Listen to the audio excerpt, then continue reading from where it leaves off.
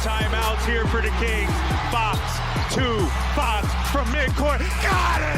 De'Aaron Fox called game! 3 on 2. Sabonis the trailer. Oh! Express yourself, Domas! Herder for the lead! Fire, baby!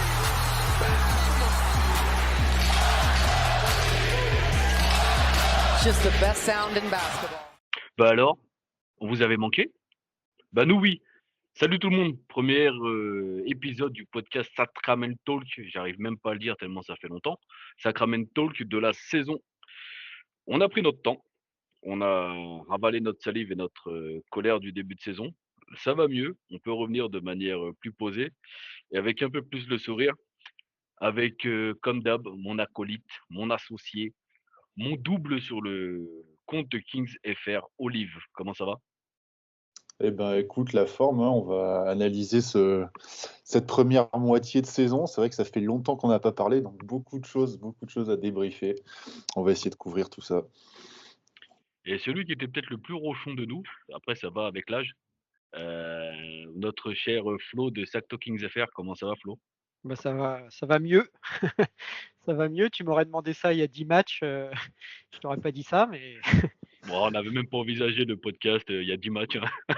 Je crois qu'on voulait tous quitter le navire des réseaux sociaux ouais, ça, et des dans Kings nos coins. à taper sur les claviers comme des dingues là.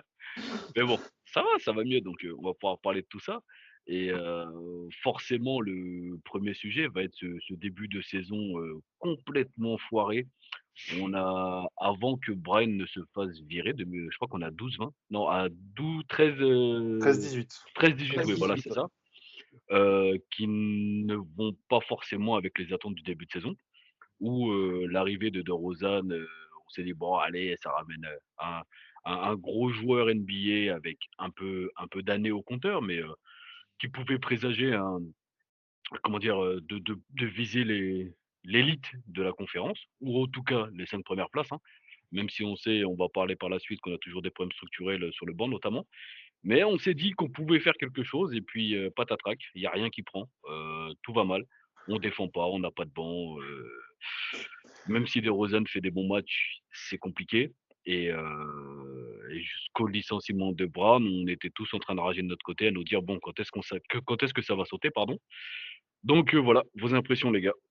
Bah, en fait, avant la série de 6 défaites avec en point d'orgue cette magnifique cagade face aux Pistons à domicile qui met fin à la direction de Mike Brown, on est quand même je pense qu'on est sur un bilan équilibré, si je dis pas de bêtises. Donc en fait, le problème, c'est surtout que nos victoires dépendaient en fait, comme tu l'as dit, d'exploits personnels de DeRozan, de Fox, de Sabonis, et qu'il y avait assez peu de cohésion. Un banc catastrophique qu'on commence à retrouver ces dernières semaines sous Doug Christie, mais voilà, c'était bien en dessous des attentes, effectivement. Et donc, en fait, les problèmes n'étaient pas réglés, même si maintenant on avait une star en plus pour faire le job quand ça allait pas, quoi. ce qui est incompréhensible en plus, c'est que franchement l'intégration d'Emar DeRozan, elle s'est passée, nickel quoi. Vraiment, les doigts dans le nez, il y a pas eu de problème. Pendant tout l'été, on nous a dit: «Gna gna gna, il y aura pas de spacing, machin, blablabla».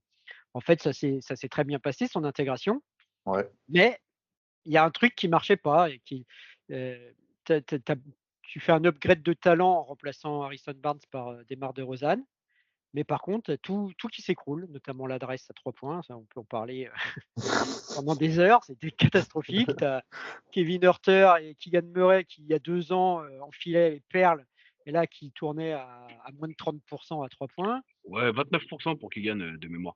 Ouais, ouais.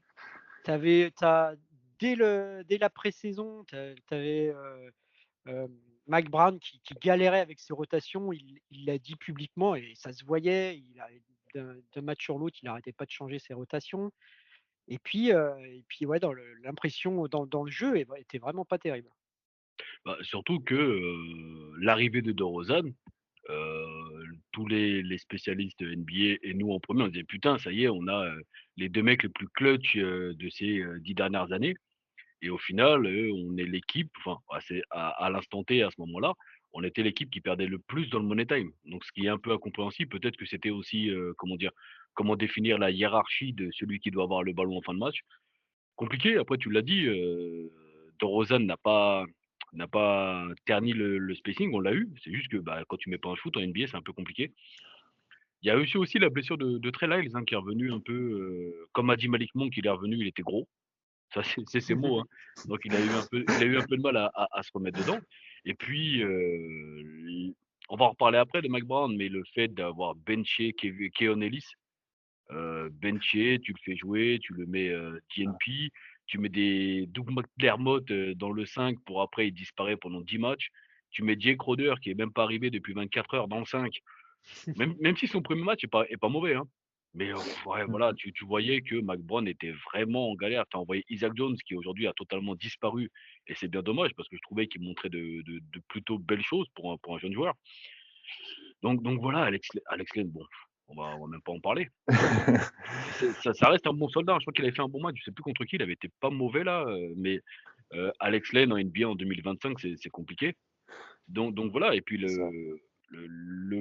comme vous disiez, l'impression visuelle que ça donnait, waouh, ça m'a rappelé vraiment les heures compliquées des Kings, alors que tu as une équipe qui est quasiment la même, plus ou moins, mais tu arrives à rien.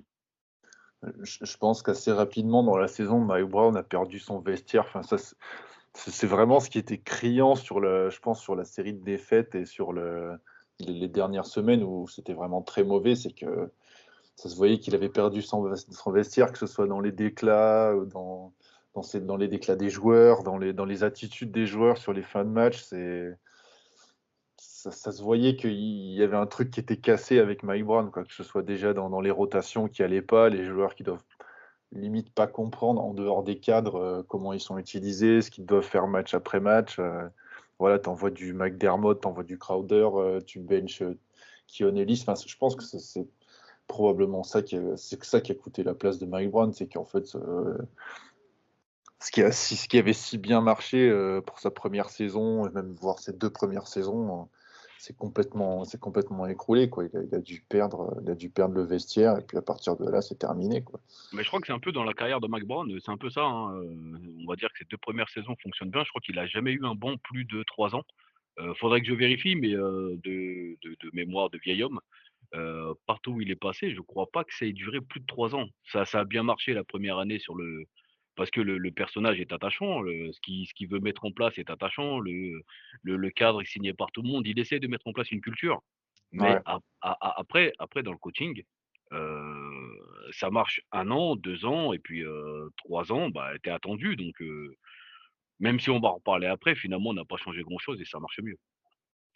Ouais, ma théorie, moi, c'est que Mike Brown, c'est un coach qui est extrêmement exigeant sur les moindres détails et que c'est un truc qui est positif quand tu as besoin de reconstruire une culture, reconstruire une équipe, reconstruire un collectif, mais qui est peut-être pas durable, quoi. C'est peut-être Ouais, pas, c'est ça, c'est c'est exactement pas ça. jouable sur la durée. Au bout d'un Mmh. moment, les joueurs, je pense qu'ils en ont ras-le-bol, quoi, que Mike Brown leur casse les pieds pour 1 centimètre de déplacement ou je sais pas quoi. Et puis, et du coup, son discours, je pense, dans la durée, il est perdu par les joueurs, quoi. Après, on a beaucoup critiqué, on s'est beaucoup moqué, de Luke Walton avec son playbook. Quand tu regardes, ce qu'on a fait, ces dernières années avec Mike Brown, bah, il y a pas beaucoup plus de système, en fait. Non, Ouais. là, je parle vraiment en termes purs de jeu, hein. À part les pick and roll de Sabonis, des systèmes purs de basket, il y en avait pas. On est resté dans notre Tu te culture. reposes sur les pick and roll de Sabonis, sur les ISO de Oui, voilà, c'est ça, DeRozan et en fait, c'était très stéréotypé, quoi. et on n'arrivait même plus à courir. Ce qui fait notre force et on le revoit aujourd'hui, on courait pas. Bon après avec DeRozan, c'est pas ce que tu privilégies en premier, mais même ça qui a fait l'identité des Kings ces 2 dernières années, il y a plus et même si effectivement la conférence Ouest, c'est un bazar sans nom, en une défaite, tu peux passer de 9 à 12, en une victoire de inversement et ben, c'était compliqué. Pour moi, Mike Brown, il a perdu sa place, avec le retour de blessure de Kevin Huerter, 3 heures avant le 1er match de la saison. Et du coup, la décision de Mike Brown de le réintégrer direct dans le 5 majeur, alors qu'il n'avait pas du tout fait Ouais. le training camp et la pré-saison avec l'équipe, et que Keon Ellis avait fait un super boulot en fin de saison dernière en tant que titulaire. Et je pense que c'est un peu déstabilisé l'équipe. C'est assez catastrophique en termes d'image aussi de te dire que tu as un joueur qui impacte et qui fait gagner l'équipe et que du jour au lendemain, il est remplacé par un autre joueur parce que le 10 joueur a été plus longtemps dans le 5 majeur ou qu'il a il a un statut plus élevé ou je ne sais quoi. Et en fait, vraiment, ça se voit, c'est pas passé du tout auprès de la fanbase. Et puis, bah, ça n'a pas du tout marché dans le jeu. Il s'est entêté avec ça, à faire jouer Kevin Huerter 30 minutes, alors que là, avec l'état de forme qu'il montre, s'il en a 10-15, c'est déjà bien. Et il a fait quelques bonnes contributions en sortie de banc récemment, même si au niveau de l'adresse, c'est pas encore ça.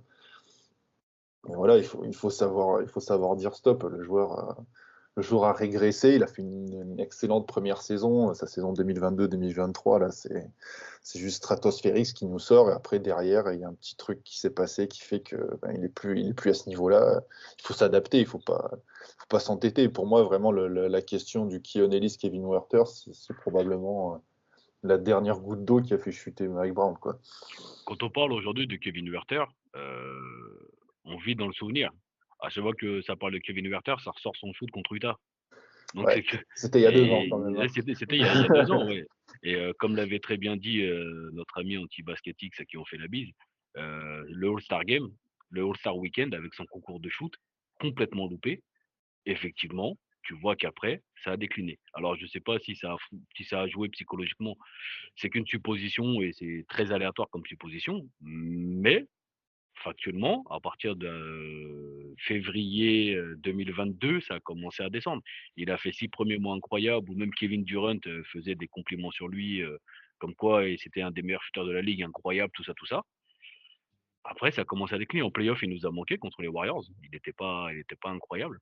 L'année dernière, c'était pas dingue. Et Il se cette année, blesse après, en ouais, il se plus. blesse aussi. Ouais, sa blessure à l'épaule, la même que Devin Carter, je crois, si je dis pas de bêtises. Et cette saison, c'est encore compliqué, quoi. Donc, est-ce qu'il sera encore là après février? On va en Ah, parler, mais il est de tous les packages, hein, apparemment, quand même. ouais, c'est ça. Mais même aujourd'hui encore, Doherty, je pense qu'ils se sont obligés de le faire jouer parce que tu dois le montrer. Si tu T'as- veux le bouger, tu dois le montrer, en Après, fait. T'as pas le choix. t'as quand même une rotation, enfin, un banc qui fait que si tu fais pas jouer Kevin Huerter, ça commence à être compliqué derrière, quoi. Ouais, c'est pas faux, c'est pas faux. Mais bon, il faisait jouer. Alors, ça, c'est moi parce que je l'aime beaucoup. Colbin Jones a fait quelques entrées hyper intéressantes Mm. dans la configuration de ce que l'on a en fait en termes de 1-2, comme Keon Ellis, comme Devin Carter, où il est rentré, où il a très bien défendu. Il est Mm. encore un peu en délicatesse avec son shoot, mais dans un rôle défensif, je trouve qu'il a été plutôt intéressant. Kevin Huerter, tu lui enlèves son shoot, il sait faire autre Ce chose, qui est hein. déjà le cas. Oui, c'est ça, ouais. Ce qui est déjà le cas. Il sait aller au panier, machin, tout ça, mais c'est un shooter. Et un shooter qui rentre pas ses tirs, bah, on le voit aujourd'hui avec notre gros copain agencive, Buddy Hield, du côté des Warriors, où il se fait insulter par toute sa fanbase. Tu mets pas de tir quand t'es un tireur, bah c'est compliqué. Ouais. On les avait prévenus pourtant, hein, mais Ça fait- Le fameux cycle Buddy est terminé. Après, c'est vrai qu'il fait un début de saison qui est quand même assez incroyable, hein, où genre vraiment, il t'envoie des trucs à 30 points, il met plus de 3 que Curry, il faisait une saison de fou. Après, ouais, c'est sûr, ça c'est vite. Bah, après, il a essayé de commencer de dribbler. Voilà, on connaît, hein. Il a fait la spéciale. Hop, le petit dribble sur le pied. Et c'est exactement ce qui ressort aujourd'hui quand tu lis il dribble sur le pied. Mais c'est des tweets qu'on faisait en 2019, tu vois. Le mec, il a pas progressé là-dessus 5 ans, 6 ans après, c'est quand même incroyable, le pauvre. Bref, arrivé donc cette fameuse défaite contre les Pistons, qui est quand même incroyable, hein. Oh, Je dans crois la que première, en plus, là, le 3+1 qui te oh, tue dans la dernière seconde, là, c'était. même il remonte, je crois, on était à plus 13, enfin, ouais. encore un truc bien cacaboudin à la Kings à domicile, encore une fois, hein, à domicile, ce qui est quand même terrible. Ouais, La fanbase qui sur à hue domicile. comme pas possible. Et aussi, comment dire, Mike Brown qui vise sans viser d'Aaron Fox en disant pas de close out, pas de close out. On sait très bien que c'était Fox qui a fait cette faute et qui n'a pas défendu comme il aurait dû défendre. Et ben voilà, c'est tombé un peu.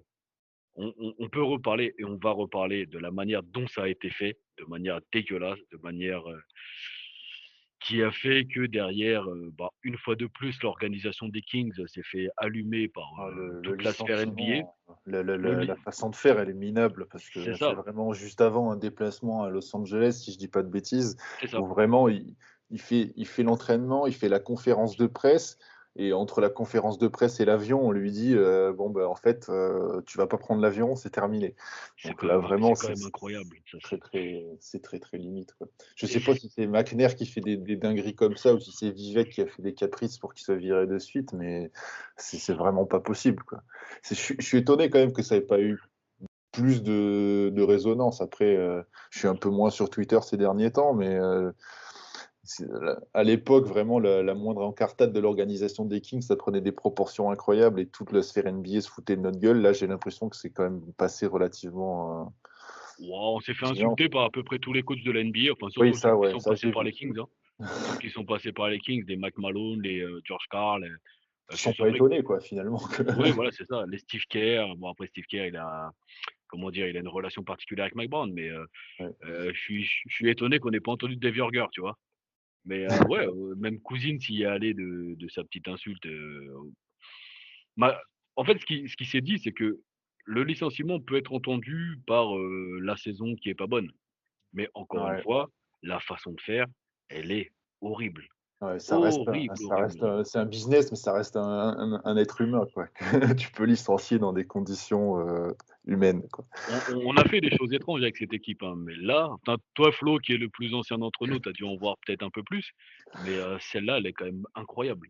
Ouais, ouais, elle est incroyable, mais comme dit Olivier, elle est on s'en est plutôt bien sorti, je trouve, en termes, d'image par rapport à l'énormité que c'était, quoi. Parce que si on recontextualise, on parle quand même du coach qui a été coach de l'année il y a 2 saisons, qui Ouais. a mis fin à la période sans play-off la plus longue de l'histoire, et donc un coach qui avait ramené de la respectabilité aux Kings qui n'avait pas depuis 17 ans. Et puis là, il se fait virer comme ça, entre en entre sa douche et sa voiture, quoi. C'est ça, ouais. Et bon, bien sûr, il y a eu des réactions, instantanées, mais globalement, je trouve que les Kings s'en sont plutôt bien tirés en termes d'image parce que, Allô on Mike, t'es dans ta voiture, tu vas à l'aéroport. Non mais c'est bon, arrête-toi, Five Guys, c'est bon, pas la peine de venir. Et ce qui est aussi, ce qui m'a un peu marqué, c'est que t'as pas eu beaucoup de réactions des joueurs en fait. ouais, Ouais. Bah, J'en ai vu passer une ou deux, je crois, grand max. Je sais plus qu'est-ce qu'il y avait. Je crois que c'était Malik Monk. S'abonner, ça a été un peu piquant. Ça m'a surpris. c'est assez symptomatique du fait que quand tu as les joueurs qui ont lâché le coach, hein, il me semble que ça avait été la même chose avec Walton, ou quand il s'était fait, ou, je sais plus, Walton ou York, je pense que c'était Yorger plutôt. Yorger, ouais, C'est là, Yorger, avec l'arrivée de Walton et le licenciement de Yorger, où tu n'avais pas eu un seul commentaire des joueurs, et ouais, mais là, c'est passé un peu dans les n'est conditions similaires. la situation n'est pas la même. C'est un mec qui t'a Non, ramené en playoff, qui t'a fait troisième de conf, la qui te fait une situation, saison incroyable en termes de kiffance, comme disent les jeunes, en termes en termes de tout, comme tu disais Flo, de respectabilité en termes de NBA. Et là, tu as l'impression que c'est comme si, comme tu le disais, on avait viré Luke Walton, quoi. la situation n'est pas la même, presque si quand même, parce que la saison où se fait virer Jorger, c'est une des meilleures saisons qu'on fait en Ah, c'est 20 vrai. ans, C'est vrai, c'est avant vrai, c'est celle vrai, de c'est vrai. 2022, où on n'est pas loin on n'est pas si loin des 50%. Et voilà, où il se virait comme un malpropre à la fin de la saison. Pareil, c'était un coach qui était connu pour être très, très exigeant avec ses joueurs et qui, à l'image de Mike Brown, a perdu son vestiaire à la fin, et que du coup, bah voilà, aucun Non, commentaire à la fin, merci, au revoir, quoi. je crois que c'était plus une guerre interne dans le front office, hein, Dave Yorger de Aussi, mémoire. oui, c'est ce qu'on avait dit aussi, ouais. Donc, Ouais. Mike Brown se fait virer. Et ce qui a été pointé du doigt aussi pour pour la raison de son licenciement, c'est DeMar DeRozan. Qu'avez-vous pensé de son début de Ah bon? saison?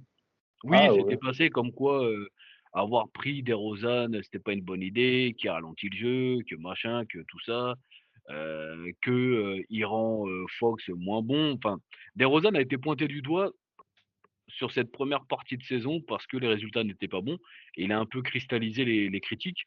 Alors que bon, Ouais. Bah, heu, c'est le cas parce qu'il y avait énormément d'attentes autour de son association avec Fox et Sabonis, qu'on se disait que son arrivée allait faire des Kings un contender immédiatement et qu'en fait, on s'était un peu fourré le doigt dans l'œil, quoi. On savait que ça allait bien prendre, mais de là à en faire un contender directement, peut-être pas. Et du coup, oui, comme tu l'as dit, il a cristallisé vachement les critiques, mais je trouve que pour un joueur de 35 ans dans le jeu et en 2025 est complètement dépassé avec beaucoup d'ISO, assez peu de tirs à 3 points. Je trouve quand même qu'il a une contribution et un apport qui est quand même assez incroyable, quoi. Même s'il y a des matchs où il passe à travers, je trouve que pour un joueur de son âge et de son style de jeu, l'apport qu'il a, il est assez énorme. Moi, je le trouve fascinant en fait parce que tu as un match où il fait pas grand-chose, tu te dis: «Putain, ouais, c'est vraiment pas un joueur, c'est vraiment plus un joueur pour la NBA actuelle», comme tu disais, Olive. Et puis, et le match d'après, il te met 16 points dans le 4e quart-temps, ISO sur ISO, c'est bucket sur bucket, personne peut l'arrêter et tu te dis: «Ah bah, en fait, il est bien». Ah, Et il a un jeu, ouais, qui est complètement, désuet et anachronique, mais alors qu'il maîtrise tellement en fait que ça passe dans le Ce dans la NBA ce qui est actuelle. fou, c'est que tu sais ce qu'il va faire, mais tu Ouais, peux mmh, strictement c'est rien ça. faire, quoi. et il le Tu fait en sais qu'il y a un marchant en écran, plus, hein. il y Il a un arrive. écran à l'opposé, DeRozan qui prend la balle à 45, là, bam, hop, son petit 2 coups d'épaule, turnaround, et voilà. Il est à 21 points cette saison quand même, hein. 21 points, 3,6 rebonds et quasiment 4 passes. Moi, j'ai trouvé les gens assez durs avec DeRozan, parce qu'effectivement, je crois il a dû avoir une mauvaise passe de 4-5 matchs là où c'était pas terrible. Et du coup, ça commençait à dire qu'il était cuit, qu'il était finito, machin. Enfin bref, comme on fait tout le temps pour chaque joueur avec cette Bah, ce culture qui de est l'instant en ce moment. Et en fait, si tu regardes le global, il a vraiment pas de quoi attirer les critiques. Je trouve que vraiment, il a eu un apport. Peut-être que même sans lui, on est bien plus loin, quoi. Ce qui est reproché à DeRozan, c'est sa façon de jouer en fait, c'est Mm. ce que les gens n'aiment pas. Et j'avoue que même moi, il y a des fois où, quand je le vois forcer, un peu comme un cochon là sur ses ISO, mid-range, il y a des fois ça me chauffe un peu parce qu'il y a d'autres solutions. Mais C'est il est l'inconvénient de son jeu, ouais. c'est ça, mais il est tellement bon dedans. Là, on l'a vu au dernier match, hein, contre les Bulls encore, hein. Oh le cochon! Il te met des tirs, des machins et tout ça, mais c'est DeRozan et aujourd'hui, en fin de match, sur les fins de match, il a pris, l'ascendant, même si c'est pas une compétition, mais on voit beaucoup plus aujourd'hui DeMar DeRozan et Malik Monk que De'Aaron Fox sur les fins de match. Ce qui est bien, c'est que tu as le luxe en fait de te reposer sur un de ces trois en fonction de leur forme et tu sais que en fin de match, si tu as une fin de match serrée, qu'un des trois est chaud, tu vas pouvoir tout envoyer sur lui, que ce soit Monk, DeRozan ou Fox. Même si Fox quand même reste dans le top NBA des scoreurs dans le 4e quart-temps, si je dis pas de bêtises. Oui, c'est ça. Donc oui, c'est sûr que c'est un peu moins visible avec le fait que DeRozan take over assez souvent dans le 4e, mais au-delà de ça, tu as un duo assez clutch, quoi. Et puis il apporte aussi de la variété, justement sur ces possessions où tu as vraiment besoin de scorer, où c'est tout le temps un peu statique. Alors moi je le regrette, mais c'est un peu partout en NBA comme ça. Heu, C'est-à-dire que Sabonis, c'est pas vraiment un joueur de 1 contre 1. Il fait des saisons extraordinaires et je l'adore, mais c'est pas le gars qui tu peux passer la balle, tu te dis, tu vas le fixer en dessous et puis il va tirer la prise à 2, tu vois? Ouais. Tu C'est as Fox. c'est un facilitateur pour les autres, mais c'est Ouais. effectivement, c'est pas le mec qui va aller au contre eux. Fox et Malik Monk peuvent prendre le jeu à leur compte, mais ça reste des joueurs qui vont être, loin du panier, donc avec potentiellement des aides et cetera. Et justement, Demar DeRozan, il amène cet aspect fixation à l'intérieur comme pourrait l'être un pivot ou un 4 quoi. C'est-à-dire qu'il va se mettre, à mid-range avec son jeu de haut panier là et il attire la prise à 2 parce qu'il est tellement bon sur ses mid-range que tu sais que si tu le laisses en 1 contre 1, c'est panier ou faute, quoi. Il fait Ouais. beaucoup de 2+1 en plus, hein, sur ses Ouais. mid-range, Ah ouais. ses Mmh. reverse mid-range là. On pourrait même en avoir plus, hein, parce qu'il y en a certains où ils sont extrêmement contestés, voire à la limite de Non, la c'est ça. faute. Et Bah, celui qui met contre les Bulls là en tête de raquette là, je sais plus qui est-ce qui est défendé sur lui, il est hyper dur à mettre et il te fait le 2+1. Donc ouais. c'est un joueur clivant parce que bah, les gens attendent de DeRozan qu'il ait encore 20 ans et qu'il tape des posters de partout. Il peut plus le faire, mais il apporte quand même mine de rien, encore une fois 21 points. Et C'est puis, c'est et puis vraiment il pas mal. crée, j'insiste, mais il crée aussi de l'espace pour les autres, hein. Dans le dernier match contre les Rockets, justement, où on abuse, on abuse des ISO avec lui en fin de quart-temps, mais avec réussite. Alors qu'il met un paquet de paniers, mais aussi un paquet d'ouvertures pour les shooters à l'opposé, parce qu'il y a des prises à 2 sur lui, tout simplement, quoi. Ouais, Ouais, ils ont c'est ça, ouais. systématiquement été sanctionnés. On le voit, prise à 2, tac, ça lâche à Monk, tu transfères à Keegan ou un des deux. Là, tu as 2 prises à 2, coup sur coup, où les Monk et Keegan mettent à 3 points derrière, et en fait, ça te fait énormément de bien, quoi. Parce que tu sais jamais ce qui peut arriver. Et si tu ne fais pas la prise à 2, tu prends un bucket sur le nez. Si tu fais la prise à 2, tu libères des gars qui peuvent mettre dedans. Donc, Et c'est en vrai que c'est plus assez un enfer. en ce moment on commence à remettre dedans, donc forcément, ça va beaucoup mieux et on remet dedans, peut-être ou peut-être pas, avec la nomination de notre cher Doug Christie, qui a un peu tout fait, hein. Il a été commentateur avec Grant Napier, Son qui parcours est assez fou quand même, hein, Doug. il était très drôle, hein, quand même, quoi. Je l'aimais beaucoup en Ouais. commentateur, il me faisait beaucoup rire. Il est passé, assistant coach, même pas premier assistant, hein, assistant Mm. coach Mm. et aujourd'hui il prend la relève de Mike Brown avec réussite parce que, je crois qu'on est à 8 victoires sur les 10 derniers matchs. Ouais, Et c'est ça. je vais même pas compter le premier contre les Lakers parce qu'il arrive un peu, le jour même, main levée, on prend une rousse face aux Lakers. Bon, derrière, on joue des équipes avec effectivement, c'est ce qui a été dit, des blessés, mais je pense qu'en début de saison, blessé, pas blessé, on aurait pu le perdre. Ouais.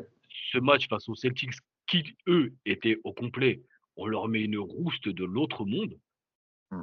On perd les Bucks. Bon, bah, il y a beaucoup d'équipes qui perdent contre les Bucks, hein. Derrière, on tape les Rockets qu'on n'a pas réussi à battre la saison dernière. Donc voilà, il a. Non, il y a des victoires convaincantes quand même. C'est vrai que je sais plus ce que c'est Dallas, je crois, Dallas sans Doncic, les Grizzlies Ouais, sans, c'est ça. sans Ja Morant. C'est C'est ça. qu'il faut quand même des équipes qu'il faut aller prendre, quoi, parce qui ont des gros bilans, qui sont dans le top 5 de la conférence Ouest, même sans leur superstar, c'est pas une victoire automatique, quoi.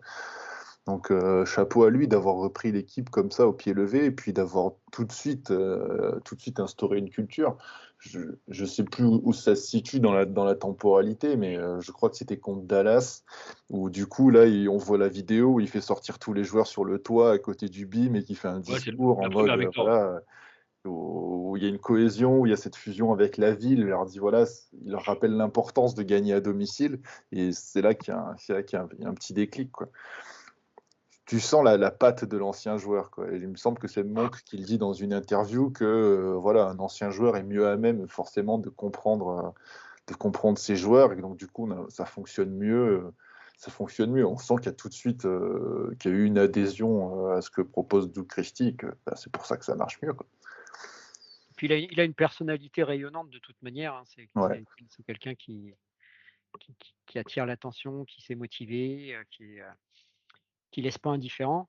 Et pour reprendre ce que je disais tout à l'heure, peut-être c'est ce qu'il fallait dans la continuité. C'est-à-dire qu'il y a eu une première étape avec Mike Brown qui a posé les jalons techniques en termes d'exigence, etc. Et puis maintenant que cette base est posée, bah, tu as besoin d'un coach qui va leur laisser plus de liberté, mais qui va être plus un player's coach, en fait. Ouais, c'est Ouais, c'est ça. Et ça. puis il est très dans la calinothérapie aussi. Tu le vois, hein, dans ses déclarations, il fait des câlins aux joueurs, machin. Ce qu'il faisait déjà en tant qu'assistant coach, en fait, finalement, parce que tu le voyais sur le bord du terrain, et il a rien révolutionné. Il a dit ce qu'on fait de mieux. Arrêtez de réfléchir là, c'est bon, courez les oeufs. Allez, faites ce que vous savez faire, réfléchissez pas. Et ça marche. Là, cette Ouais. nuit, on joue les Wizards. En théorie, pas en théorie, mais on n'a pas encore vu du Kings Game pour l'instant.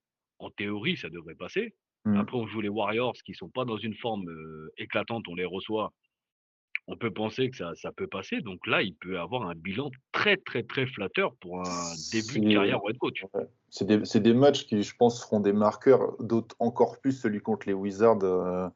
ce soir, qui est un match que typiquement on peut perdre sur ce début de saison face à une équipe de fond de tableau et où tu perds tes moyens et en plus à domicile.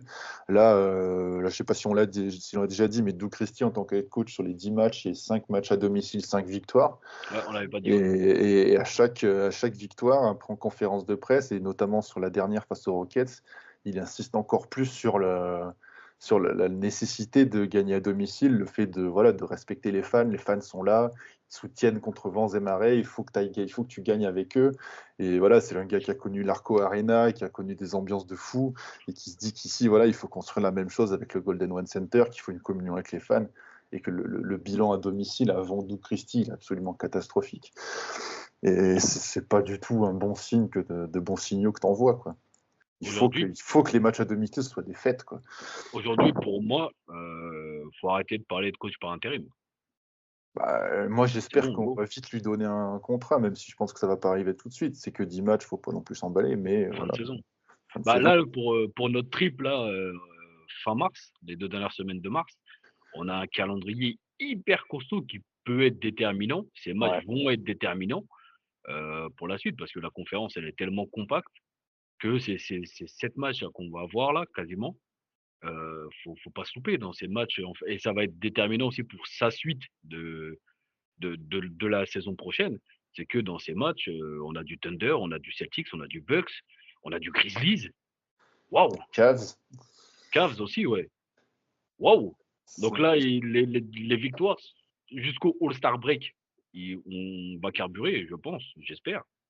Après, il faut voir, parce qu'aujourd'hui, encore, on n'est pas loin de la 6e place. Hein. Je crois qu'il y a 2 victoires. Non, mais il y a vraiment pas grand-chose entre nous et le top 5. Hein. Il y a deux matchs, quelque chose comme ça, comme tu l'as dit. Ouais. C'est ça, mais derrière aussi. Il y a 2 matchs devant, 2 matchs derrière. Aussi. Ça peut aller très très vite. C'est ce que je disais tout à l'heure, entre la 6e et la 12e place, c'est un enfer. Ça se joue à 3 matchs, 3-4 matchs. Je sais pas qui est 5e, je crois que c'est pas Denver ou Dallas. Tu dois avoir Dallas et Denver. Les Clippers sur les 5e. Clippers, ouais. Clippers sont à 23 wins ou 24, je crois qu'ils ont gagné. 23, ouais. 23, on est à 20, 21 21. Si ce soir on est censé gagner et que là on s'est respecté le classement, on sera à 22. Ça joue, hein. C'est pas cuit. Hein. Je pense que la saison, pour moi, là, elle est complètement relancée. Après, encore une fois, c'est 10 matchs, c'est pas représentatif d'une saison entière, mais tu sens qu'il y a des marqueurs, il y a des petits trucs qui te font dire que ça va aller mieux, quoi.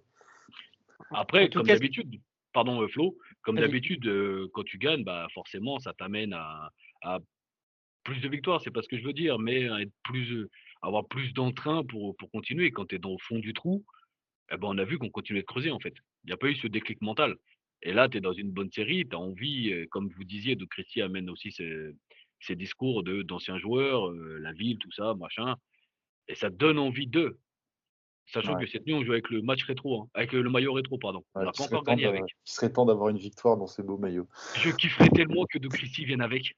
Parce qu'on a vu. On se rappelle que la vidéo de présentation, c'était lui et Mike Bibby. Hein. C'est ça. J'aimerais tellement qu'il se pointe avec.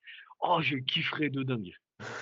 En tout cas, l'histoire, s'il sauve la saison des Kings, l'histoire, elle est super belle quand même. Parce que c'était un joueur, pour les anciens comme moi, que tout le monde adorait. Ouais. Qui est profondément attaché à la franchise, à la ville, quand il est revenu en tant que commentateur puis assistant coach, il disait moi je reviens parce que le boulot est pas terminé, on l'a pas terminé en 2002, donc je reviens pour continuer.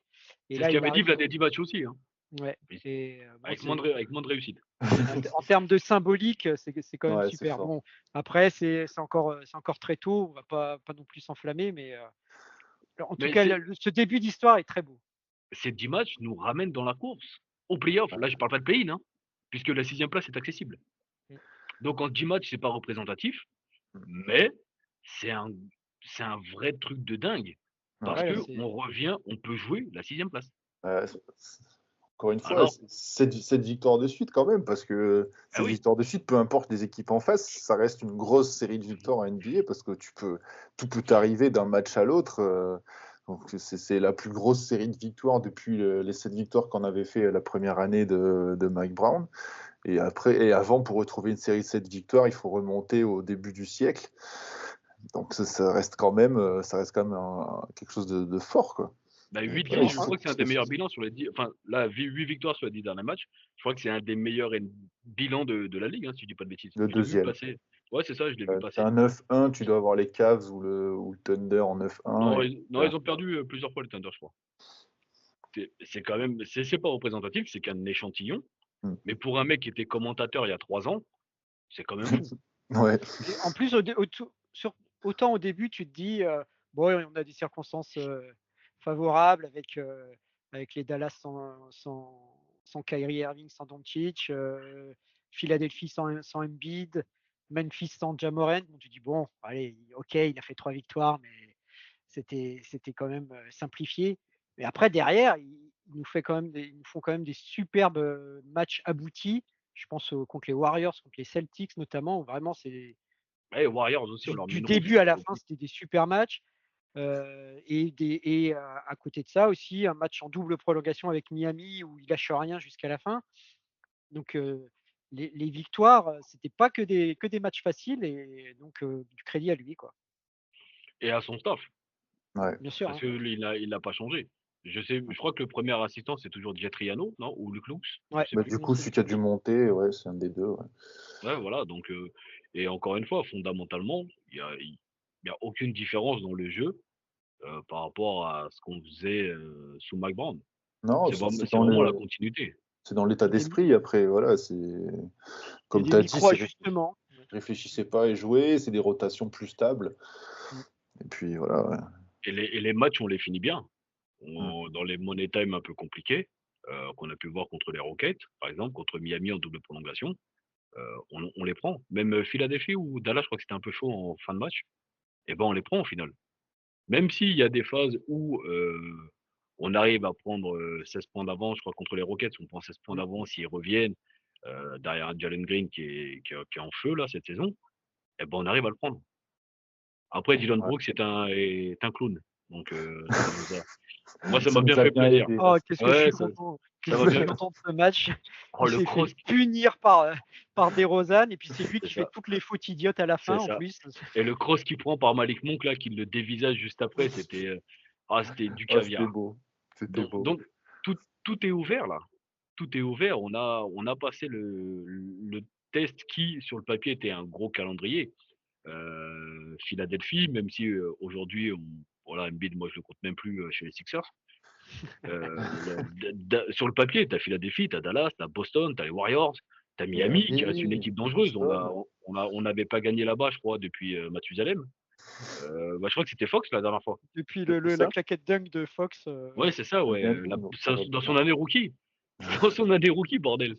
Donc voilà, tous les feux sont au vert et on peut espérer que quand on va aller là-bas, on sera toujours dans une bonne situation. Ça pourrait être cool. Ouais. Donc, on va aborder le dernier sujet que l'on reprend à chaque épisode du Sacramento Talk. On le connaît, la trade deadline. La fameuse.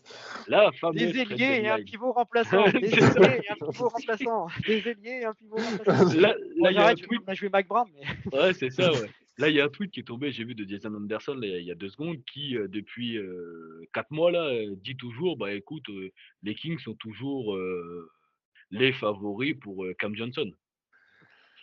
Ouais. Si, c'est Non, Cam mais Johnson. Je confonds toujours les deux, là. C'est moi, Cam Johnson, hein, c'est ça?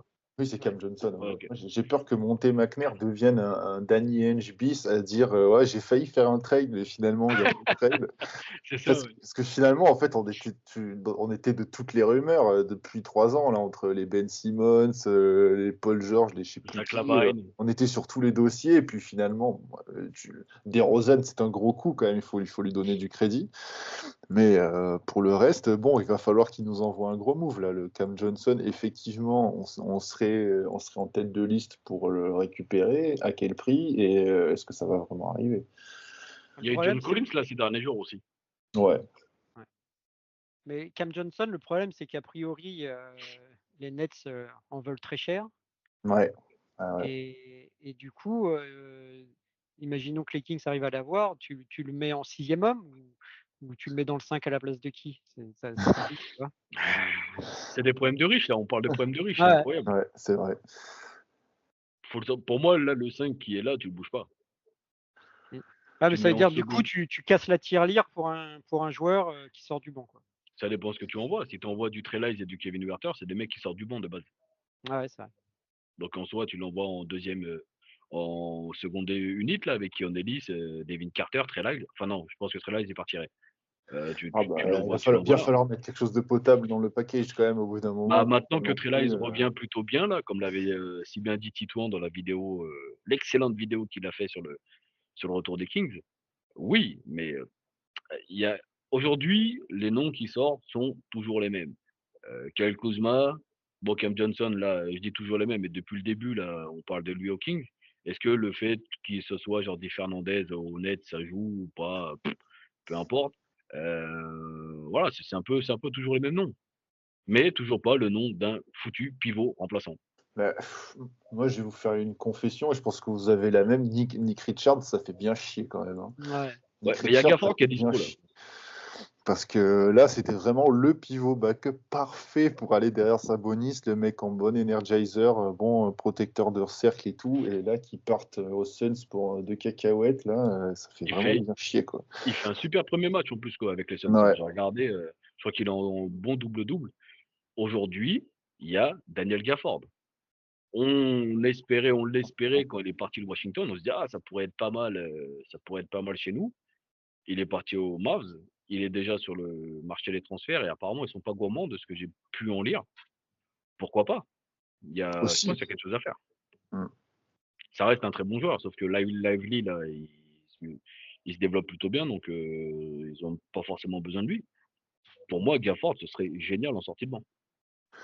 Ouais, non, mais là, par contre, autant les années précédentes, tu pouvais te permettre, parce que ça marchait, enfin les 2 dernières saisons en tout cas, parce que ça marchait de rester, de faire un statu quo à la trade deadline, autant là, vraiment, si tu fais rien à la trade deadline, il faut tout cramer, quoi. Là, c'est plus possible, quoi, parce que les manques sont criants, même si on est sur une bonne série, il faut garder en tête tous les manques qu'on a, quoi. On n'a pas de deuxième pivot, quoi. Alex Len ne joue plus, Trey Lyles il peut dépanner au 5, mais vraiment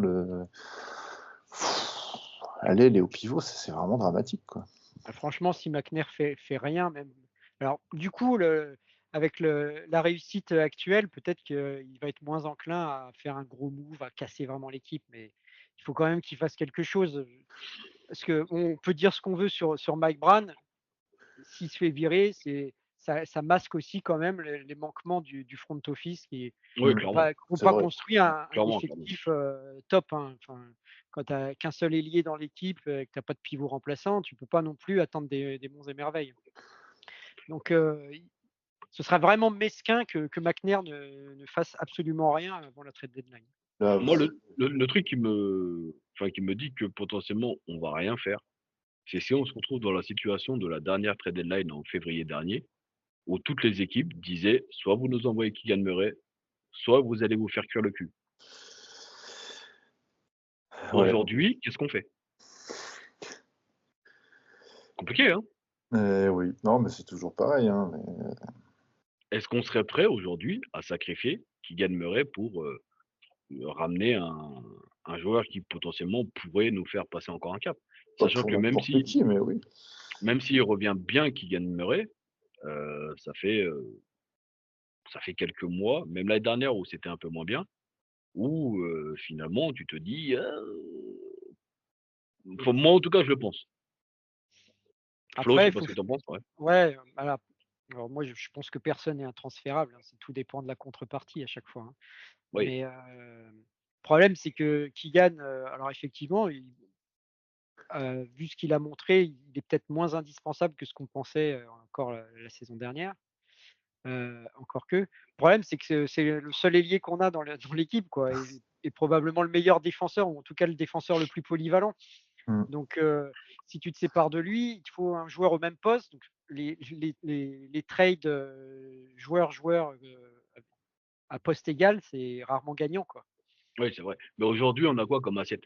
Allez, comme d'habitude, Kevin Huerter, Trey Lyles, des pics, Après, ça fait, Colvin Jones. ça Bon, fait rêver personne, hein, Devin Carter, hein, parce que au bout d'un moment, il va falloir le dire aussi, lui aussi, il peut partir, parce que c'est un asset intéressant et il peut, si c'est ce qui fait la différence pour aller chercher un Cam Johnson, tu dois le mettre dans la balance, quoi. Oui, je Après, pense. on a quand même, je crois que les Kings ont encore de la marge, une partie de la mid-level de la mid-level exception. Donc ça peut aussi jouer avec des équipes qui ont envie de baisser leur masse salariale et tu vois récupérer des assets Ouais. à moindre coût. Parce que là, à part avoir garanti les contrats des papis Crowder et McDermott, il y a une place dans le roster puisqu'on a coupé Robinson de mémoire. Je crois qu'il y a une Ouais. place dans le roster. Ouais. Là, pour moi, le package qu'on a, tu vas pas chercher grand monde, hein. Non. Tu vas chercher des seconds couteaux qui vont t'apporter sur le banc la même chose qu'aurait pu t'apporter un Kessler Edwards, par exemple. Les joueurs qu'on a un peu dégagés comme ça. Ce qui serait déjà bien, hein, parce que Oui, c'est ça. moi, je l'aurais bien gardé, Kessler Edwards, soit dit en Surtout, passant. surtout qu'ils jouent pas du tout à Dallas, mais pas du tout. Là, aujourd'hui, tu as aussi à Washington, là, ça brade, là, Valanciunas et je sais plus c'est qui le deuxième, un deuxième intérieur qui sont en train de dégager aussi, et ça demande des seconds tours. Et il me semble que des seconds tours, on en a pas mal, mine de rien. Ouais, c'est fort Je possible. sais Ouais. plus. Ouais. Valanciunas, je dis pas de le mettre aux côtés de Sabonis, parce qu'on l'a vu en sélection lituanienne, ça marche pas. Mais Valanciunas en sortie de banc derrière Sabonis, bah, c'est le style de bûcheron là, Alex Len, mais en meilleur, quoi. Ouais. Petit upgrade. Oui, voilà, c'est ça. Il prend des rebonds, il sait mettre des points. Valanciunas, c'est un mec qui est pas maladroit. Donc je me dis, pourquoi pas. Ouais, bah, toujours les mêmes cibles, toujours les mêmes types de cibles. Il va falloir vraiment que ça bouge, hein. Bah là, on n'a pas le choix, hein. Si on veut aller chercher quelque chose avec l'effectif que l'on a aujourd'hui, si on en a là aujourd'hui, on a la chance d'avoir un effectif complet, même si Keon Ellis, il s'est un peu fait mal à la cheville. Si demain, ne serait-ce qu'un Trey Lyles, il se reblesse, et ben derrière, t'es foutu. Tu vas renvoyer Isaac Jones. Et Isaac Ouais. Jones, aussi intéressant soit-il de ce que l'on a vu, aujourd'hui, faire jouer Isaac Jones en sixième homme, machin, c'est un peu compliqué. Non, c'est pas possible. Là, on est vraiment sur la corde niveau blessure, hein. On l'a vu dès qu'il y avait un ou deux joueurs qui étaient pétés en même temps. Quand tu as eu des DeRozan et des Sabonis blessés en même temps, au niveau des rotations, ça allait chercher très loin et c'était assez compliqué, quoi. Donc il faut aussi ça non seulement pour combler les lacunes, mais aussi pour se rassurer un peu sur la profondeur du banc, quoi. Parce qu'aujourd'hui, ton banc, tu as deux, trois joueurs viables, quoi. En fait, Ouais, c'est ça. t'as Keon Mais Ellis, t'as Trey Lyles, Werther quand il a envie de jouer, et Devin Carter, quoi. Et derrière, il joue pas, quoi. allez, Sur un 9. Flo, fais-nous ta liste de souhaits. Allez, Noël est passé, mais c'est pas grave. Oh, putain, alors là, tu me prends comme ça au dépourvu. Ouais, non, moi, j'ai rien d'original, mais ouais, un petit Valanciunas, histoire d'avoir un vrai remplaçant sur le poste 5, moi je prends. Alors pas pour le faire jouer à côté de Sabonis, comme, Ça marche comme pas. le Ouais. disait Anti-Basketix, on a vu avec l'équipe lituanienne, ça marche pas. Mais bon, voilà, histoire d'avoir un vrai pivot remplaçant, quoi. Gafford est plus mobile, si vous me demandez mon avis. Dans notre style de jeu, pour moi, Ouais, Gafford, il colle plus. Après, faut voir ce que demande Dallas pour Gafford. Mais c'est sûr que Valanciunas contre des seconds tours de draft, faut y aller, quoi. Faut qu'on se positionne. Surtout si tu as la place, je sais pas quel est son salaire après, mais si tu as un peu de place derrière, que tu peux te permettre de pas envoyer de joueurs dans la balance ou voir un petit salary filler, c'est plutôt pas mal. C'est ça. Et je vous le donne en mille, cette nuit, c'est Valanciunas qui va nous péter la gueule. Avec la résurrection de Jordan Poole. Voilà, on À sait, chaque fois. on sait comment ça marche, hein. Ah, mais c'est typiquement ce genre de joueur, hein. Les pivots comme ça qui vont jouer au large, c'est terrible pour Sabonis, hein. C'est exactement ça. Bon, messieurs, je pense qu'on a fait le tour. 50 minutes, on a été concis. On n'est que 3 là pour cet épisode, donc ça aide aussi. Je pense que le prochain qu'on va faire, c'est qu'on reviendra de Sacramento. On pourra, j'espère, pouvoir donner autant d'indiscrétions comme on a pu faire en 2020. Mais Ouais, c'était C'était un plaisir de vous retrouver, les gars. En tout cas, Bah, ça c'est fait bien clair, c'est longtemps. clair. C'est vrai que là, sur le début de saison, on n'a pas été trop motivé vu les résultats, mais ça fait quand même plaisir de pouvoir redébriefer tout ça. J'espère qu'on pourra quand même envoyer aussi un peu de contenu en direct de Sacramento, comme on l'avait un peu fait la dernière fois. Ça serait vraiment sympa. Je pense Ça qu'on va se dépendra de ce régaler. qu'on pourra obtenir aussi. Ouais. La bise à Simon, la bise à Efficace. Antibasketix, à Floriana, la bise à Titouan qui est on ne sait où là, entre le Vietnam, les Philippines, la Thaïlande, on ne sait pas trop où il est, qui est en train de faire son petit tour. On espère qu'on aura tout le monde là pour le prochain épisode. Flo, bah écoute, on se voit en mars.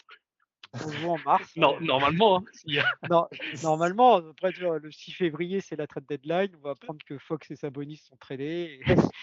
Ouais, voilà, on parle du voyage, mais il faut que vous sachiez que le voyage est quasiment sûr, mais s'il y a une folie du bouton rouge arrivé le 6 février, je pense qu'on va rester sagement dans nos foyers et on va s'énerver après les Kings sur Twitter.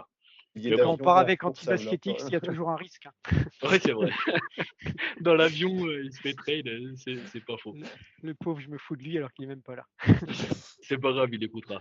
Bon, les gars, merci. Merci à ceux qui écouteront. Ça fait toujours plaisir. Et on se revoit début avril, normalement. Ouais. On refera le bilan. C'est ça. Merci les gars, et puis je vous Allez, dis merci. à bientôt et Salut. light the beam. Ciao.